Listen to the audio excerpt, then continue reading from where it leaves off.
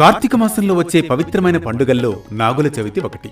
కార్తీక మాసంలో శుక్లపక్ష చవితి తిథి రోజున ఈ పండుగను జరుపుకుంటారు. నాగుల చవితి రోజు నాగదేవతల్ని పూజించడం ద్వారా సర్ప భయాలు తొలగిపోతాయని, కుటుంబ శ్రేయస్సు, సంతాన భాగ్యం కలుగుతాయని భక్తుల నమ్మకం. శివాభరణం ఘోర రూపం పంచ ఇంద్రియ తారకం. శివాభరణం ఘోర రూపం పంచ ఇంద్రియ తారకం. నాగేంద్రుణ్ణి శివభావంతో ఆరాధించి నైవేద్యాలను సమర్పిస్తే సర్వరోగాలు నయమవుతాయని చాలామంది నమ్ముతారు. కుజదోషం, కాలసర్ప దోషాలు ఉండేవారు నాగుల చవితి రోజున కాలసర్ప దోషానికి అధిపతి అయిన సుబ్రహ్మణ్య స్వామికి ప్రత్యేక పూజలు చేయడం వల్ల మంచి ఫలితాలొస్తాయని శాస్త్రాలు చెబుతున్నాయి. యోగ శాస్త్రం ప్రకారం మన శరీరంలో నవరంధ్రాలుంటాయి.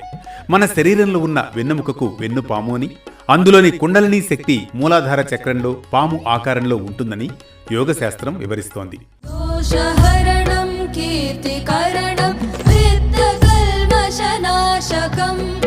అర్థదేహమంగళం నాగనాగం ఆశ్రయేహం. అర్థదేహమంగళం నాగనాగం ఆశ్రయేహం.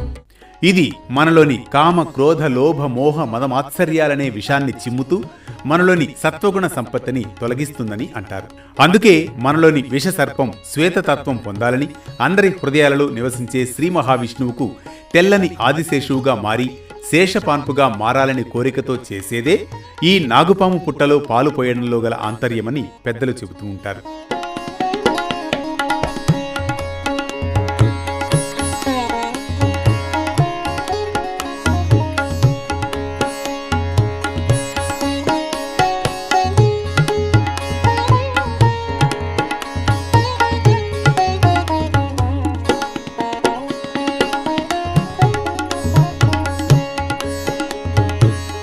ఆవు పాలు పుట్టలో పోసి నాగపూజ చేసి చలిమిడి, చిమ్మిలి, అరటిపళ్ళు నివేదన చేస్తారు.